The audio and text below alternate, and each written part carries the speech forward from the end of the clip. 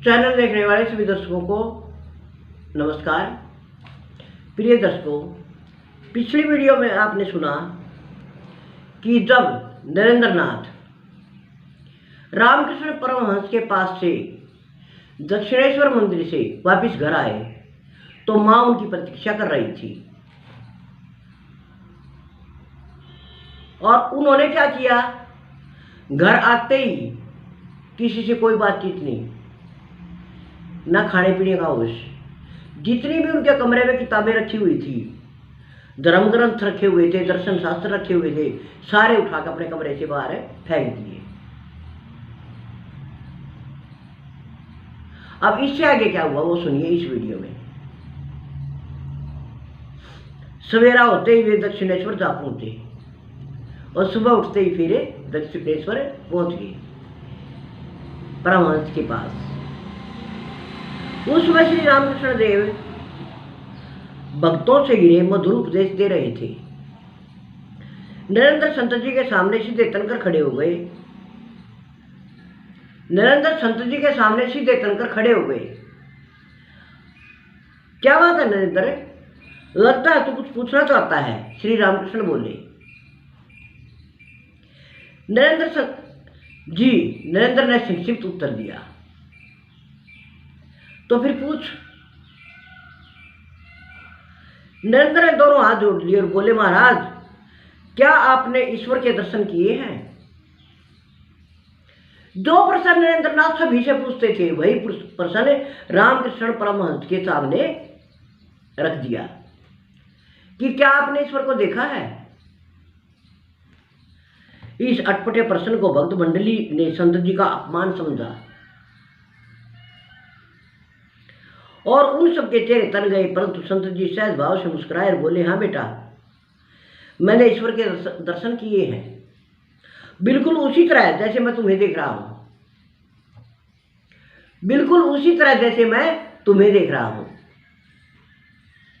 फिर नरेंद्र के आश्चर्य को सैकड़ों गुना बढ़ाते हुए बोले, तुम चाहो तो मैं तुम्हें भी उसी प्रकार ईश्वर के दर्शन करा सकता हूं, परंतु एक शर्त है, सब कुछ छोड़कर मेरे पास आ जाओ और जैसा मैं कहूं वैसा करो।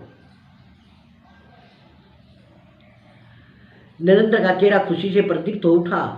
उन्हें सबसे बड़ी खुशी इस बात की थी कि श्री रामकृष्ण में अपने विश्वास को जो उन्होंने दांव पर लगा दिया था वह बच गया था। परंतु अगले एक क्षण उनके चेहरे की रौनक को उदासी ने घेर लिया। श्री रामकृष्ण ने उन्हें घर छोड़ने का जो संदेश दिया था उसके लिए वे अभी तैयार न थे। नरेंद्र अपने घर लौट आए और पढ़ाई में लग गए। उन्होंने दक्षिणेश्वर जाना बंद कर दिया। ब्रह्म समाज की सायंकालीन सभा में वे नियमित रूप से शामिल होते रहे।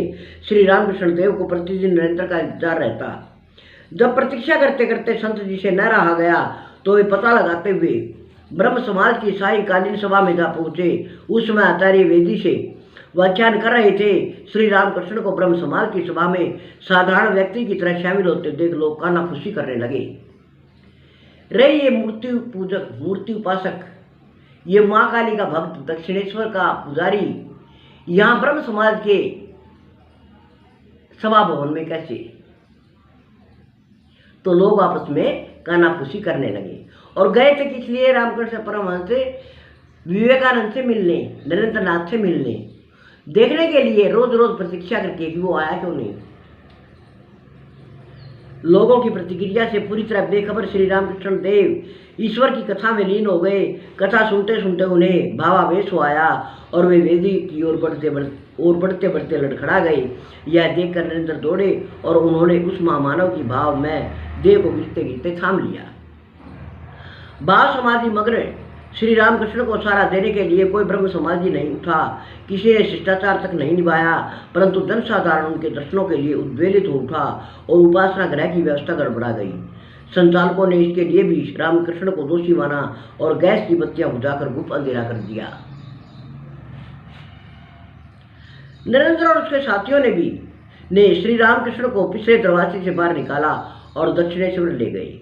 इस घटना ने नरेंद्र का रिश्ता ब्रह्म समाज से हमेशा के लिए तोड़ दिया। अब जिस आदमी की चेतना जागृत होगी वो आदमी ये गलत चीजें देखकर आंख मूंद कर नहीं रह सकता। जिसकी तीसरी बंद है ना, जिसकी चेतना का स्तर इतना कम है कि वो सोच ही नहीं पाता हो क्या रहा है, वही लोग अंधभक्त बनते हैं हमेशा। भक्ति में और अंधभक्ति में अंतर है। भक्ति होती है जब हम अगले को 100% शुद्ध साकार, शुद्ध चेतना स्वरूप देखते हैं सामने वाले को, तो उसमें हमारी आस्था बढ़ जाती है, उसे भक्ति भी कह सकते हैं। लेकिन तो आंख मूंद कर, और ये अंधभक्त ना इन्हीं के बल पे ये जो मुड्डे हैं, जैसे आजकल एक और वो धीरेन्द्र शास्त्री उतारा हुआ है, सारे पाखंडी,